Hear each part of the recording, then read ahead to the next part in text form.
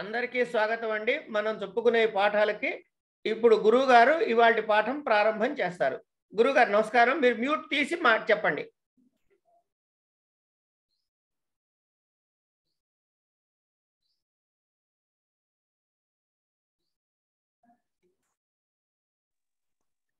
వచ్చిందా?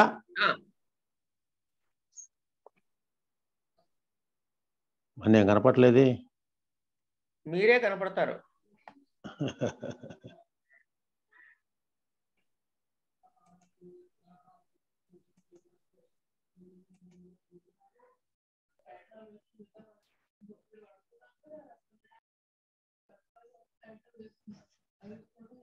మొదటి రోజు కాబట్టి చిన్న చిన్న ఇబ్బందులు సర్దుకునేటప్పుడు ఉంటాయండి. కొంచెం ఏమనుకోకుండా ఓపికతో ఉండండి.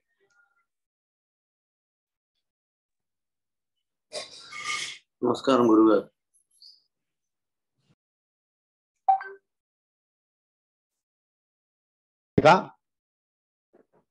వచ్చేది గురుగారు. పఠామి సంస్కృతం నిత్యం వదామి సంస్కృతం సదా ధ్యాయామి సంస్కృతం సమ్యక్ వందే సంస్కృత మాతరం. గురుర్బ్రహ్మా గురుర్విష్ణు గురుర్దేవో మహేశ్వరః గురుః సాక్షాత్ పరం బ్రహ్మ తస్మై శ్రీ గురవే నమః. జ్ఞానానందమయం దేవం నిర్మలస్ఫటికాకృతిం ఆధారం సర్వ విద్యానాం హయగ్రీవముపాస్మహే. శ్రీ గురుభ్యో నమః. సర్వేషాం స్వాగతం. అనంతకృష్ణ గారు అద్భుతమైన విశేషాలు చెప్పారు.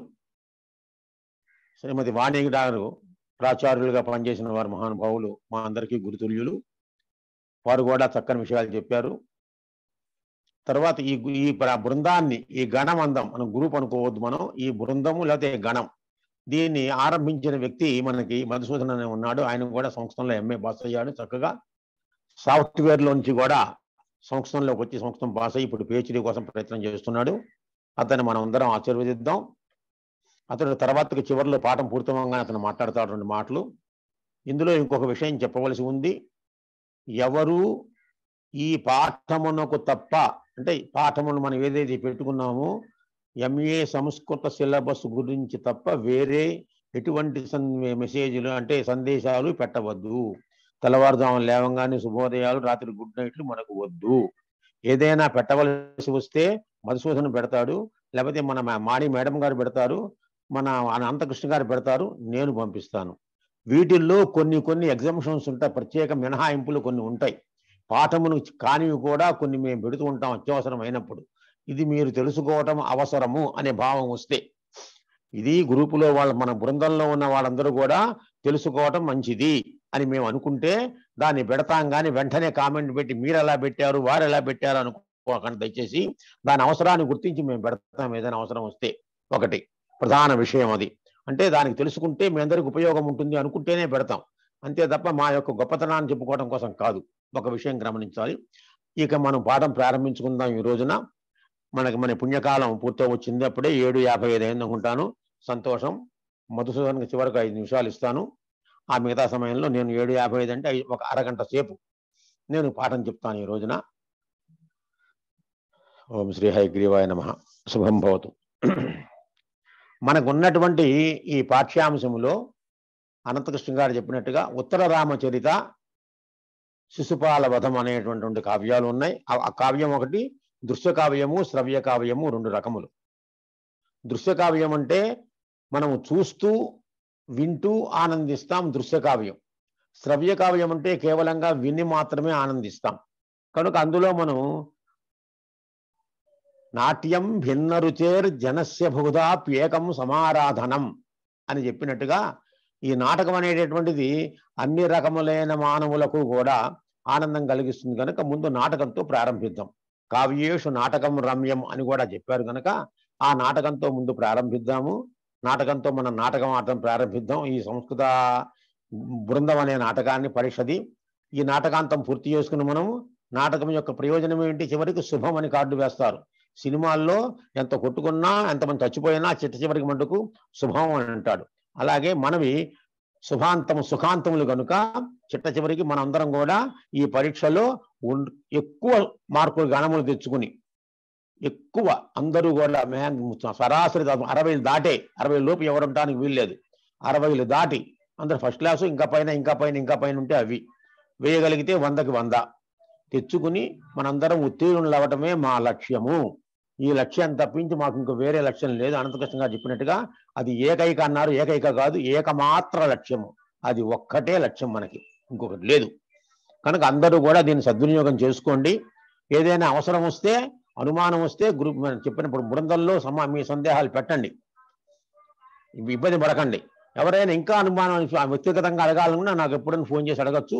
కానీ నేను ఫలానా బృందంలో ఉన్నాను అని చెప్పి చేస్తే నాకు అభ్యంతరం లేదు. సరే, విషయం కొద్దాం. ఇప్పుడు మనం చెప్పుకునేటువంటిది ఇవాళ ఉత్తర రామచరితము అనే నాటకం. ఉత్తర రామచరితము అనేటువంటి నాటకం, దీన్ని రచించినది భవభూతి అనే మహానుభావుడు.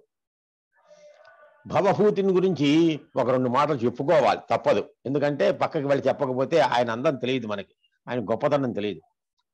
భవభూతి గారు ఉత్తర రామచరిత నాటకం రచించి, ఈ పుస్తకం గురించి చెప్తున్నాను నేను, వేరే విషయం కాదు. దీన్ని రచించిన తర్వాత ఆయన కాళిదాసు గారికి పంపించారట. కాళిదాసు గారు భవభూతి గారు ఒకే కాలంలో ఉన్నారా అనే సందేహాలు మనకొద్దు. మనం వింటని నేర్చుకోవటమే. ఇవన్నీ దంత కథలు. దంతములంటే ఈ పళ్ళు కనుక ఇక్కడ నుంచి వచ్చిన వాటిని పుక్కిడి పురాణములు అంటాము. అది నిజమో అవ్వచ్చు, నిజం కాకపోవచ్చు. కానీ అందులో ఉన్న విషయాన్ని మనం ఆస్వాదించడం మన అవసరం. కాళిదాసు గారికి వాళ్ళ అబ్బాయి చేత కనిపించాడంటే, భవభూతి గారు ఈ పుస్తకం రచించి ఉత్తరామచరితాన్ని వాళ్ళ అబ్బాయి కాళిదాసు గారికి పంపించి ఒకసారి చూడమన్నారు అన్నారట. ఆ సమయంలో కాళిదాసు గారు ఏదో పని చేసుకుంటున్నారు, మంచం నేసుకుంటున్నారు. ఏదో ఉంది పాపం, ఏం చేస్తాడు ముసలోడు, ఇంట్లో పని వాళ్ళు ఎవరు లేరు కదా, మంచం నేసుకుంటున్నారట. ఈయన వెళ్ళేటప్పటికల్లా నాన్నగారు పంపించారండి. ఏమిటయ్యా అని అడిగారు. ఈ పుస్తకం ఈ నాటకం చదివి మీ అభిప్రాయం చెప్పమన్నారండి అని. చదవోయ్ అన్నారట. ఈయన చదవటం ప్రారంభించాడు. మంచి లెవెల్లో పుస్తకం తీసుకుని అద్భుతంగా అట్టహాసంగా చదవటం ప్రారంభించాడు. ఈయనేమో తన మంచం నేర్చుకుంటున్నాడు. ఎక్కడ వంకర వచ్చిందా చూసుకుంటే తన పెళ్ళం కూర్చొని ఆ పక్కన కూర్చొని మంచాలు ఇప్పుడు లేవు కదా నేర్చుకునేవి, పూర్వకాలం మేము నేర్చుకునేవాళ్ళం. అలాగే పగలంతా నేర్చుకోవడం, రాత్రి పడుకోవడం, మళ్ళీ పగలంతా మళ్ళీ నేర్చుకోవడం, పాడైపోతుండే కాబట్టి మనకోట ఆ విషయంగా ఉండే మంచాలను కుక్కు మంచాలు రాత్రి పడైపోతుండేవి. మళ్ళీ పొద్దున్న లేచి భరంగా బట్టి నేర్చుకుంటుండేవాళ్ళం. అలా నవారు మంచాలు అలా నేర్చుకుంటున్న సమయంలో ఈ పిల్లవాడికి, చిన్న పిల్లవాడు కదా, ఏంటి సరిగ్గా వింటలేదు నా మాట అనుకున్నాడు. అయినా సరే పాపం తండ్రి మీద గౌరవంతో చెప్పడం ప్రారంభించాడు. మొత్తం 7 అంకాల పుస్తకం ఇది. 7 అంకాల పాఠం పుస్తకం పూర్తి అయిపోయిందట. ఆయన అది అంతా నేర్చుకుంటే అంటున్నాడు. ఇంకా ఉందా అంటున్నాడు. అయిపోయిందండి అన్నాడు. ఆయన కొంచెం బాధ కలిగింది. మా నాన్నగారు ఈయన మీద ఎంతో గౌరవంతో పంపించారు నన్ను ఇక్కడికి, ఈయనేమో మంత్రం నేర్చుకుని ఒక్క మాట కూడా వినలేదు, కనీసం అయిపోయిందా ఉందా అడుగుతున్నాడు. సరేలే ఏం చేస్తామని చెప్పి వస్తానండి అన్నాడు. అని మా నాన్నగారికి ఏం చెప్పమంటారండి అన్నారట. ఏం చెబుతావా? బిందురత్ర విశిష్యతే అని ఒక్క మాట చెప్పు అన్నాడు. ఏమన్నారండి అన్నట. బిందురత్ర విశిష్యతే అన్నట్ట. అంటే ఇక్కడ 0 ఒక్కటే విశేషంగా కనపడుతోంది అని అర్థం.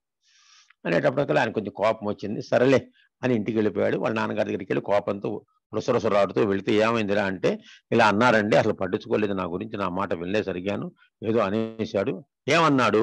బిందురత్ర విశిష్యతే అన్నాడు. అంటే అక్కడ 0 మిగిలింది, ఇందులో ఏం లేదు కావ్యంలో అని చెప్పి అంతాను, పెద్ద గుండు 0 అని చెప్పి అన్నాడు. అంటే ఆయనకు కూడా ఒక్కసారి బాధ కలిగింది. అదేంటి, నేను ఇంత గొప్పవాడు కాళిదాసు గారు నేను పంపిస్తే కాదనేసాడని చెప్పి, కాళిదాసు మహానుభావుడు మెచ్చుకొని కావ్యం నాకెందుకు అని అవన్నీ తాటాకులు కదా, ఒక్కొక్క తాటాకు తీసి బయటకు విసిరేయడం ప్రారంభించాడు. ఇలా విసిరేస్తున్న సందర్భంలో కాళిదాసు గారికి అనుమానం వచ్చింది. ఆయన మహానుభావుడు కదా, కాళీదత్త వరప్రసాదుడు కదా మహానుభావుడు. ఆయనకు అనుమానం వచ్చి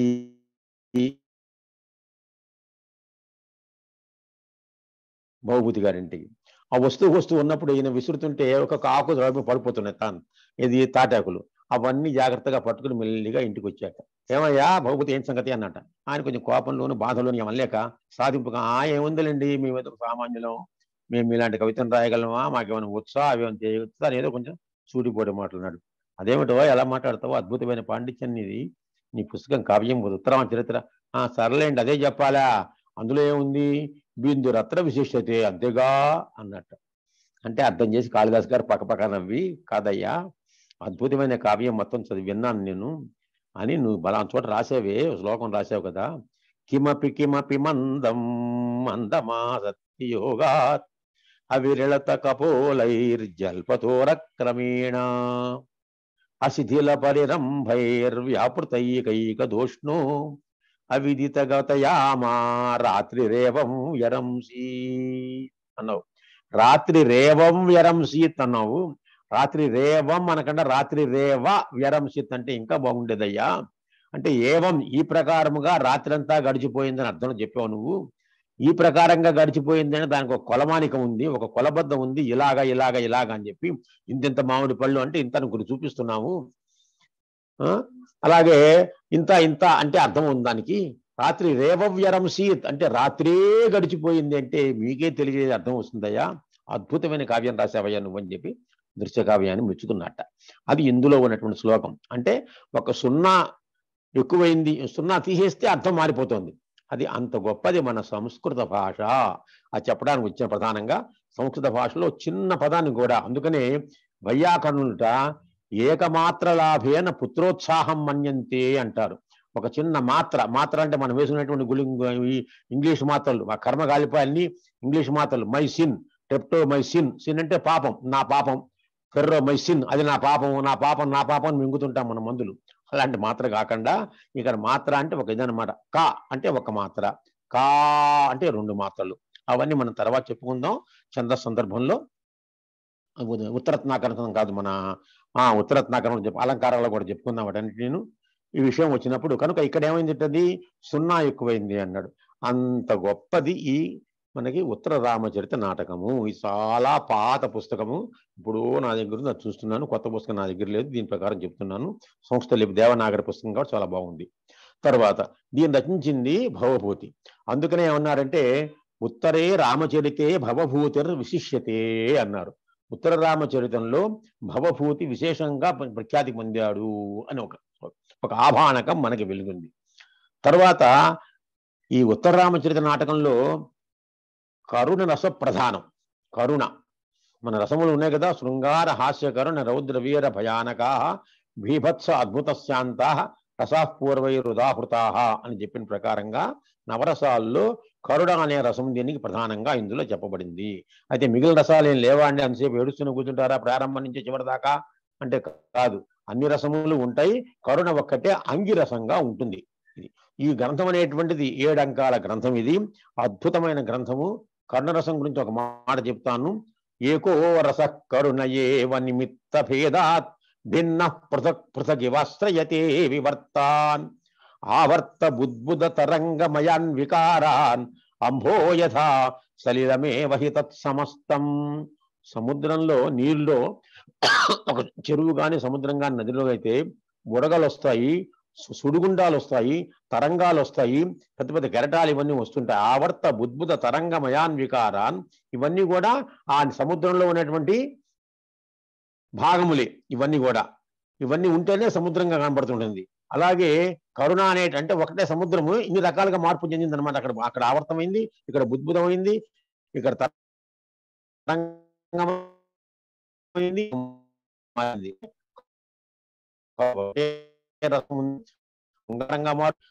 నిరూపించాడు. మన ఈ అలంకార శాస్త్రాల్లో ఒక్కొక్క రసాన్ని కొంతమంది ప్రత్యేకంగా చెప్పుకుంటూ వచ్చారు. రసవాదం అని ప్రత్యేకంగా సిద్ధాంతం ఉంది. ఒక ఆయన శృంగారమే రసం అంటే మిగతావేవి లేవంటాడు. ఒక ఆయన కరుణ అన్నాడు, ఒక ఆయన వీరం అన్నాడు, ఒక ఆయన భక్తి అన్నాడు, ఒక ఆయన ప్రేయో అన్నాడు, ఒక ఆయన వాత్సల్య రసం అన్నాడు. రకరకాల రసములు పెట్టుకుని దానితోనే అదే అన్నిట్లోనే ఉంటుంది అని చెప్పుకుంటూ వచ్చారు. ఆ విధంగా చెప్పుకున్నటువంటి గ్రంథం ఇది మనకి ఉత్తర రామచరిత నాటకము. ఇందులో ఇంకో గొప్ప విశేషం ఏంటంటే భవభూతి గారు చేసిన విశేషాల్లో స్త్రీకి అత్యున్నతమైన గౌరవం ఇచ్చాడు. ఈయనే కాదు, భారతీయ సంప్రదాయమే ఇచ్చింది. అలాగా తెలియని వెధవలు ఎవరో, సంస్కృతం గురించి తెలియని వాళ్ళు ఎవరో, సంస్కృతాన్ని ఇంగ్లీష్లో నేర్చుకున్న వాళ్ళు ఎవరో, దౌర్భాగ్య స్థాయిలో ఉన్న వాళ్ళు ఎవరో, సంస్కృతంలో భారతీయ సంప్రదాయంలో స్త్రీని తక్కువ చేశారు, స్త్రీవాదాన్ని పట్టుకుని దాని పుస్తకం రాసుకుని గొడవలు చేసే వెధవలు చేస్తున్నారు తప్పించి అది వాళ్ళకి తెలియదు. వాళ్ళకి ఖచ్చితంగా చెబుతున్నాను, సంస్కృతం భారతీయ సంప్రదాయంలోనే స్త్రీకి అత్యున్నతమైన గౌరవం ఉన్నది. ఏదో ఒక చిన్న వంట చేయించగానే వంటింటి కుందేలు అయిపోతుందా, కుందేలు వంటింట్లో ఉంటుందా, పారిపోకుండా దారుకుంటూ ఉండగానే ఇప్పుడు అక్కడ కూర్చుంటుందా? కనుక ఈయన కూడాను కాళిదాసు గారు లాగానే సంస్కృతంలో మనకి ఈయన స్త్రీకి ఒక అద్భుతమైనటువంటి గౌరవం ఇచ్చాడు. ఎక్కడ కూడా యథా స్త్రీణాం తథా వాచ సాధుత్వే దుర్జనో జన అన్నాడు. ఇంకా చూసారా ఎంత గొప్పగా చెప్పాడు.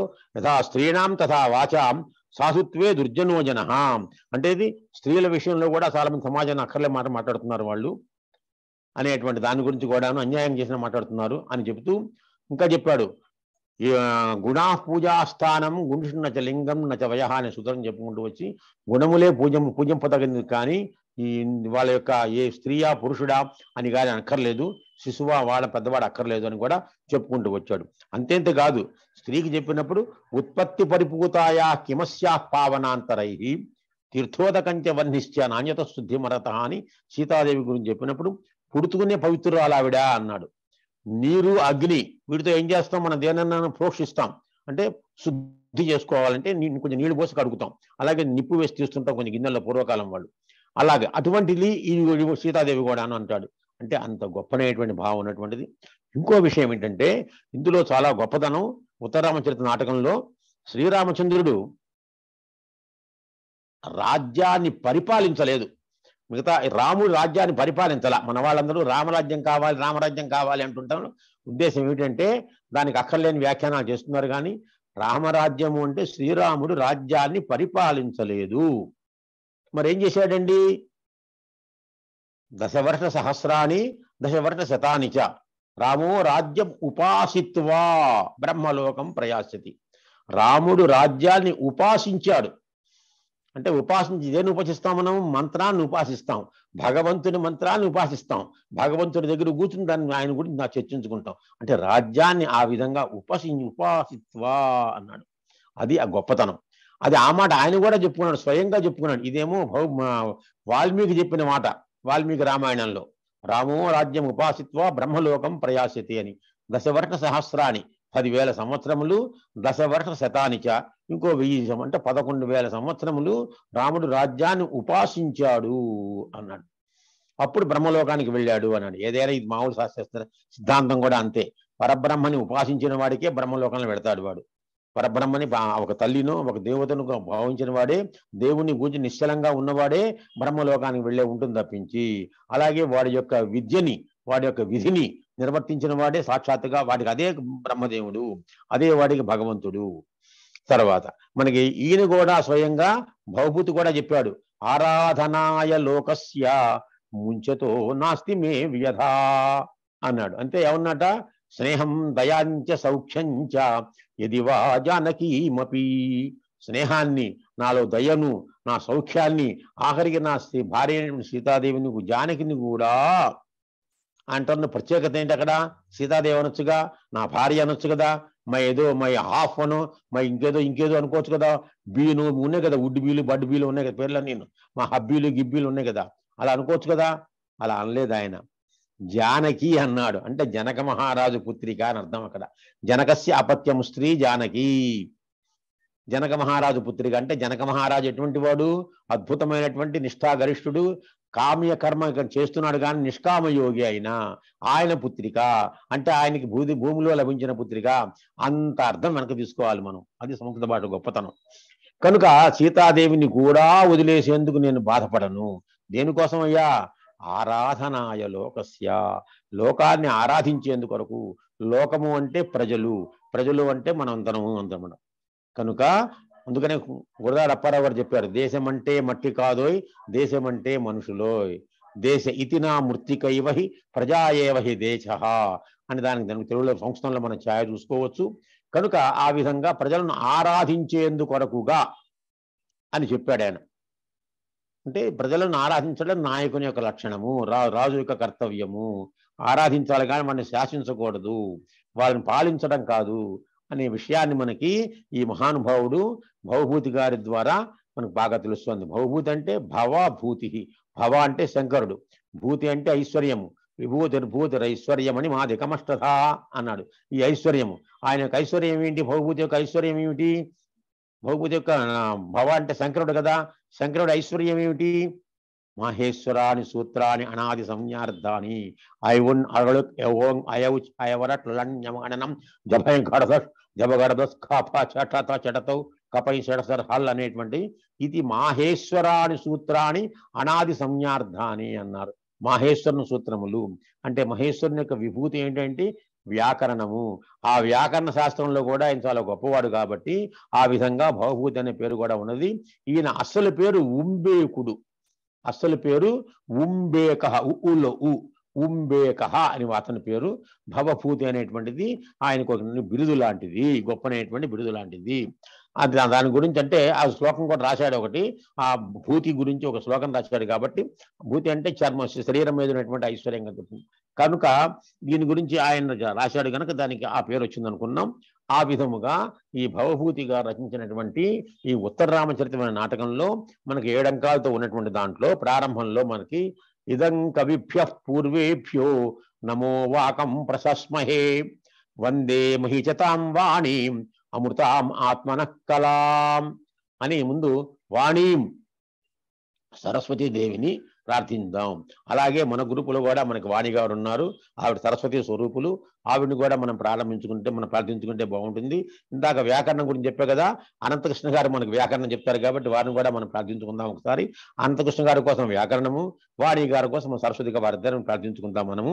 ఇందులో ఏం చెప్పాడు? వందే మహిషతాం వాణీం అమృతాం ఆత్మనః కలాం, అటువంటి ఆ వాణిని ప్రారంభిద్దామని చెప్పి ఇది చెప్పాడు ముందు ప్రారంభం. ఈ నాటకంలో ఒక ప్రక్రియ ఉంటుంది, నాటకమే కాదు కావ్యాలకు కూడా ఒక ప్రక్రియ ఉంది. పూర్వం మంగళాదీని, మంగళ మధ్యాది, మంగళాంతాని అంటాడు. కావ్యం కానీ నాటకం కానీ ప్రారంభించేటప్పుడు ప్రారంభంలో మంగళం శుభం ఉండాలి. మనకి మంగళం అంటే పూర్తిగా అయిపోయింది లెక్క, మంగళం అంటే పూర్తి అయిపోయింది అబ్బాయి అంటాడు, తప్పది. మనకేంటంటే ఒక మంచి పదాలను కూడాను దుర్వ్యాఖ్యానం చేసుకుని లోకంలో భయంకరంగా మార్చుకుంటూ వచ్చాం మనం. శఠగోపం పెట్టాడు రా అంటున్నాం మనం. శఠగోపం పెట్టడం చాలా గొప్పది, ఉత్తమము.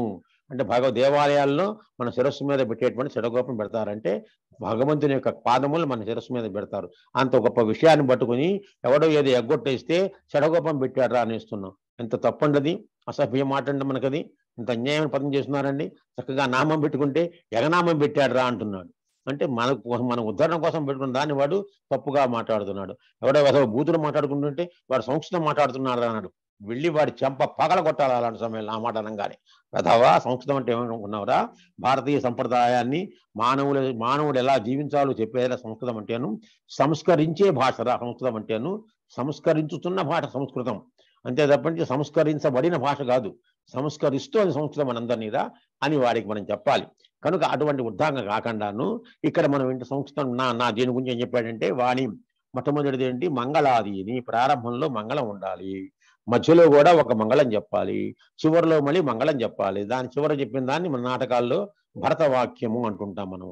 అలాగే ఇది కూడా చివరి దాన్ని భరతవాక్యం అని చెప్పుకోవాలి. ఈ విధంగా చెప్పడంలో ముందు మంగళం చెప్పారట. దీనికి కూడా కావ్యాల్లో ఇంకో ప్రక్రియ ఉంది. దేంతో ప్రారంభించాలి కావ్యము? మంగళంతో అంటే ఆశీర్ నమస్క్రియ వస్తు నిర్దేశ. ఆశీస్సుతో ప్రారంభించవచ్చు, నమస్కారంతో ప్రారంభించవచ్చు, వస్తువు నిర్దేశించి ప్రారంభించవచ్చు. ఆశీస్సుతో ప్రారంభించమంటే అది శుభముగాక అని ప్రారంభించడం ఆశీస్సు. జయంతి తే సుకృతినః అని చెప్తాం. జయంతి బాణాసురమౌళి లాలిత అలాగనమాట ముందు ప్రారంభించడం. రెండోది నమస్కారంతో ప్రారంభించుకోవాలి. ఏమిటా నమస్కారము? ఇదం కవిభ్య వందే, నమస్కరిస్తున్నాను. కాళిదాసు గారు వాగర్ధాయవ సంపృక్తౌ వాగర్ధ ప్రతిపత్తయే జగత పితరౌ వందే పార్వతీ పరమేశ్వరం అని చెప్తా కదా, అందులో వందే అని అక్కడ చెప్పుకోవచ్చు. అలాగా నమస్క్రియ. వస్తు నిర్దేశ, ఒక వస్తువు నిర్దేశించాలి. అశ్చుత్తరస్యాం దిశి దేవతాత్మా అన్నాడు. కశ్చిత్ కాంత విరహ గురుణ ఉన్నాడు, ఒకనొకడు ఉన్నాడు. అస్థి ఉత్తరస్యాం ఉన్నది అని చెప్పి దీన్ని వస్తు నిర్దేశము అంటారు. వాగర్ధాయవ సంపృక్తం అనేటువంటిదేమో నమస్కారము, అశ్చుత్తరస్యాం దిశి దేవతాత్మ అనేటువంటిదేమో వస్తు నిర్దేశ. అదనమాట. ఆశీస్సు కూడా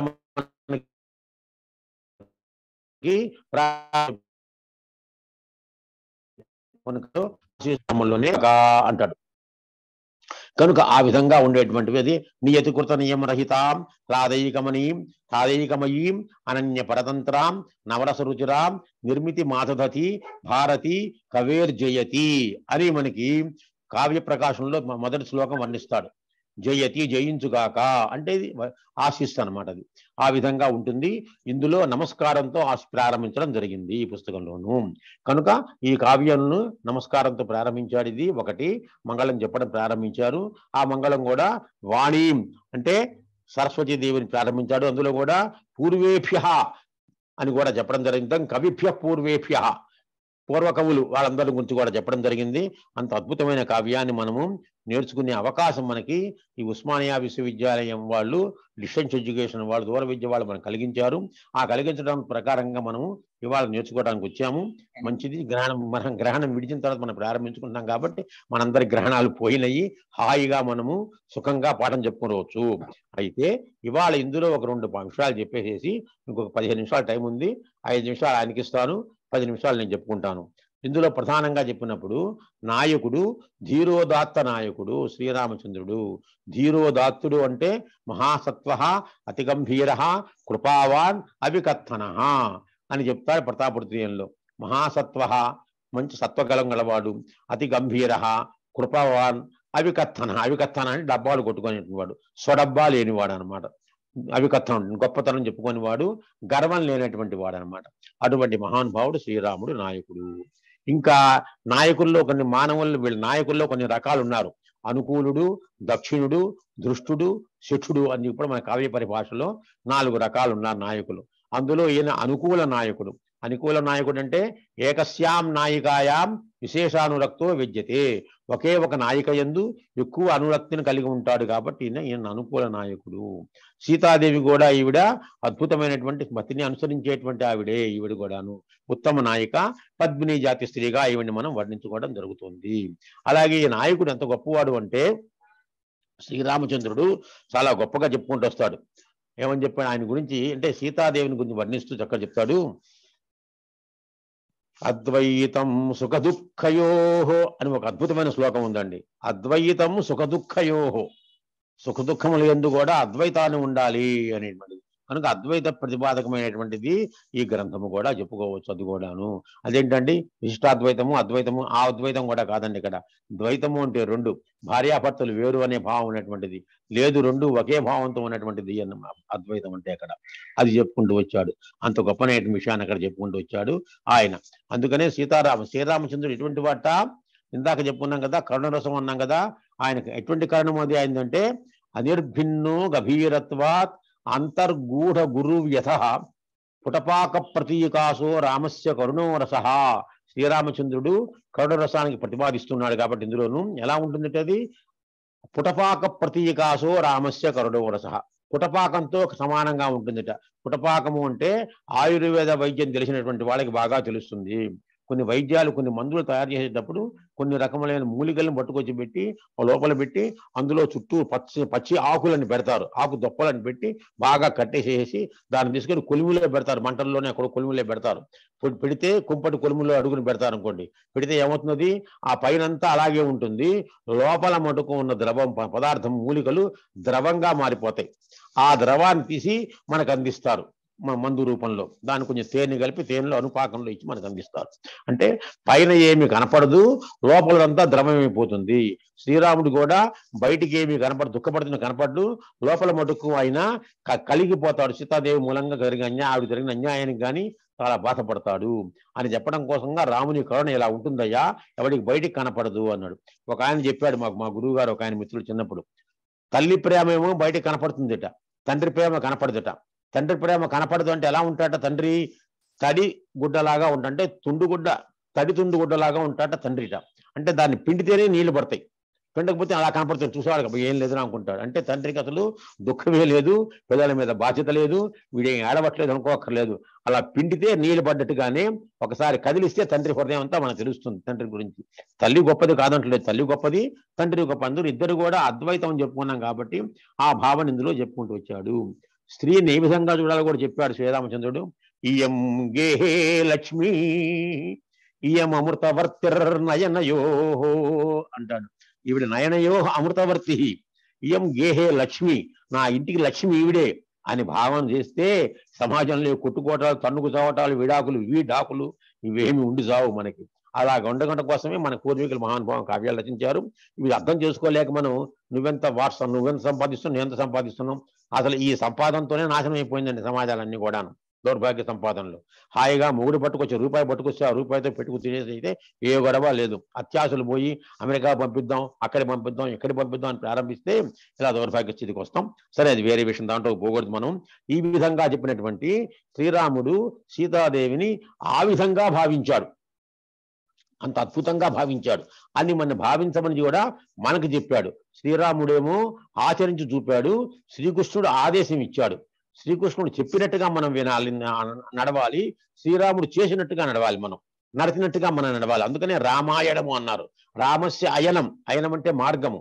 దాన్నే చెప్పుకోవాలంటే సీతాదేవి గొప్పగా ఉంది కాబట్టి సీతాయా చరితం మహత్ అన్నాడు కాబట్టి రామాయా అయనం. రామ అంటే స్త్రీ, సుందరమైన స్త్రీ.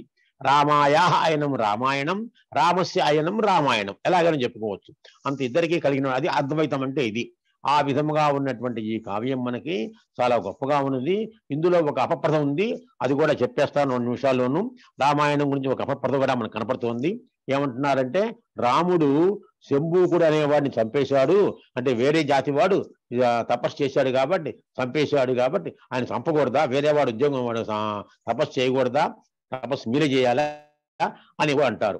ఏమీ కాదు, శంభూకుడు అనేటువంటి వాడు తపస్సు చేయడం చేత వేరే వాడు ఎందుకు చేశాడంటే తన కుల ధర్మాన్ని వదిలేసి వేరే ధర్మంలోకి వెళ్ళాడు. అది తప్పు. ఎవరి పని వాళ్ళు చేసుకుంటే సుఖంగా ఉంటుంది. కుక్క పని కుక్క చేయాలి, గాడిద పని గాడి చేయాలి. కనుక ఆ చేసినప్పుడు ఒక వేరే అన్యాయం జరగడం చేత అతను సంహరించక తప్పకపోతే అప్పుడు రాముడు అంటాడు కత్తి పట్టుకుని, రేహస్త దక్షిణ మృతస్య శిశోర్ద్విజస్య జీవాతవే విసృజ శూద్రమును కృపాణం రామస్య బాహురసి నిర్భర గర్భకిన్న సీతా వివాసన పటో కరుణాకుతస్తే. నువ్వు రాముని యొక్క చెయ్యివయ్యా, నీ కరుణెక్కడుంది నీకు? సీతాదేవిని అరణ్యానికి పంపించావు, గర్భంతో ఉన్న అరణ్యానికే పంపించావు కదా, ఓ రాముని చెయ్యి, ఓ కష్టమా, నువ్వు వాడిని చంపేయి అంటారు. చూడండి ఎంత బాధపడుతూ చంపుతాడు.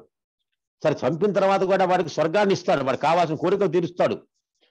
శరీరంతో నువ్వు స్వర్గానికి వెళ్ళడం కాదు నాయన, శరీరం పోయిన తర్వాత వాడి కామ్యాన్ని తీర్చాడు ఆయన. కనుక అక్కడ తప్పేం చేయలేదు, వారికి ఏం కావాలో అది ఇచ్చాడు శంభూక వధలో. అది జరిగిన విషయము.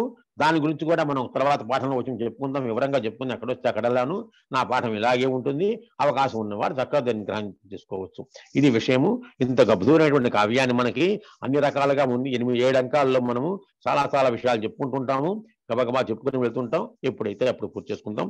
కనుక ఇటువంటి అద్భుతమైన కావ్యాన్ని గురించి మనం చెప్పుకుంటూ వచ్చినప్పుడు ఇంకా సీతాదేవిని ఏమన్నాడు ఆయన, త్వయా జగంతి పుణ్యాని త్వయ్య పుణ్యాజనోక్తయ నాథవంతస్త్వయా లోకాః త్వమనాథా విపత్స్యతే.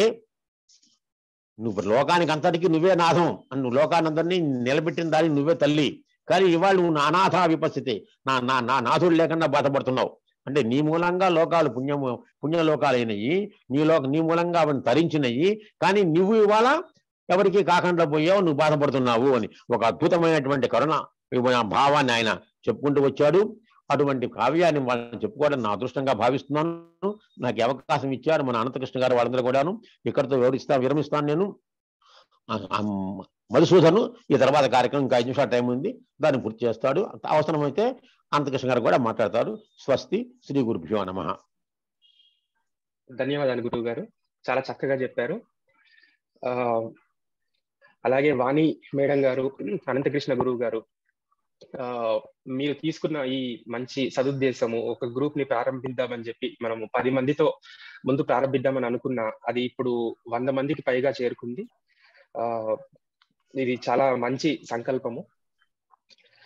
అలాగే ఈ మీటింగ్ లో మొదట అనంతకృష్ణ గారు చెప్పినట్టు ఎగ్జామ్ ప్యాటర్న్, ఏమేం క్వశ్చన్స్ వస్తాయి, ఈ ప్రశ్నలు సిలబస్ ప్రకారంగా మాత్రమే ఇక్కడ మనం చదువుకోవటం జరుగుతుంది. ఇది మినహా వేరే ఏవి దయచేసి ఎవరు గ్రూప్ లో చర్చించవద్దని నా మనవి. అలాగే మెల్లిమెల్లిగా మనం ఈ పాఠాలు ప్రారంభించుకొని ఇలా ముందుకెళ్తుంటే ఎగ్జామ్ ప్యాటర్న్ ఎలా ఉంటుంది, ప్రశ్నలు ఏ విధంగా అడుగుతారు, ఇవి కూడా మనం అనంతకృష్ణ గారు మంచి ప్రణాళికతో మనకి ఒక డాక్యుమెంట్ రూపంలో మనకి అందజేశారు. అవి కూడా మనము చర్చించుకున్నాము. ఇంకొక చిన్న మనవి ఏంటంటే, దయచేసి ఎవరు ఈ సిలబస్ కి సంబంధించినవి కాకుండా వేరే ఏ మెసేజ్లు గ్రూప్ లో పెట్టద్దని చెప్పి ఇది నా ఒక పర్సనల్ మనవి. ఎందుకంటే ఒక్కళ్ళు ప్రారంభిస్తే ప్రతి ఒక్కళ్ళు ప్రారంభిస్తారు. కాబట్టి అలాంటి వాళ్ళు ఎవరైనా మెసేజ్లు పెడితే 1-2 సార్లు చూసి ఆ తర్వాత వాళ్ళని గ్రూప్ నుంచి డిలీట్ చేయడం జరుగుతుంది. కాబట్టి మనం అందరం చక్కగా గురువు గారు చెప్పినట్టు సిలబస్ ప్రకారంగా చక్కగా చదువుకుందాము. ప్రతి ఒక్కరికి 70% పైనే మార్కులు అందరికీ రావాలని చెప్పి నా ఆశ. అనంతకృష్ణ గారు ఉంటే మీరు ఓవర్ టు యూ. అంతే అండి. 7:30 to 8:30 ఖచ్చితంగా ఉంటుంది. ఎందుకంటే పొద్దున పూట సమయం కాబట్టి మిగతా పనులకు వెళ్ళాలి కాబట్టి అయ్యో లేట్ అవుతుందేమో దయచేసి అనుకోకండి. 8:30కి ఎక్కడున్నా ఆపేయడం జరుగుతుంది. కంట్రోల్ నా చేతిలోనే ఉంటుంది కాబట్టి ఒకవేళ ఆరెంజ్ అవుతున్నది గబగబా సాగిపోతున్నా 8:30కి నేను కట్ చేసేస్తా. అయ్యా అది నాకే వర్తిస్తుంది కానివ్వండి. టైం లెక్క ఉంటుంది, నాకు మాట వెళ్ళిపోతుంటుంది. ఆపేయండి, అలాగే అభ్యంతరం లేదు.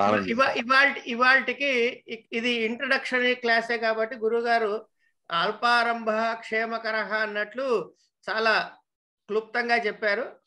మళ్ళీ గురువు గారి క్లాసు సోమవారం నాడు ఉంటుంది. రేపు ఎల్లుండి మీరు నా బారిన పడబోతున్నారు.